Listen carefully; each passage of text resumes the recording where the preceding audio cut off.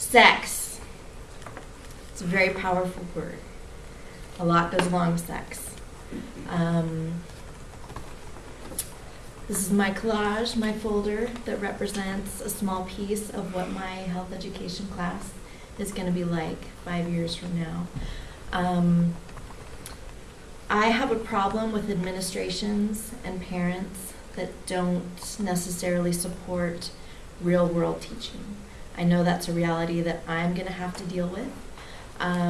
If that is something that is expected in my classroom, I plan to get whatever kind of signatures, permission, letters of endorsement I need to get from parents and administration to have an after-school sex education program where we can talk about real-life issues, where no question is taboo, where pregnant teens come in and talk to the teenagers in my classroom, where teen fathers come in and talk to the kids in my classroom, where we don't just talk about condoms, but we practice putting them on a banana or a cucumber, so we have real-world experience. We know what we're doing when we're out in the world trying to do this for ourselves. Giggling is a natural response to health education and to talking about sex, especially when it's one adult in the room with teenagers. A lot of humor has to go into sex education. I'm okay with that. I have no problem with videos, with movies, with music, with hopefully starting kind of a peer support network. So kids aren't just asking me questions, but they're asking each other and supporting each other. It's a really tough time.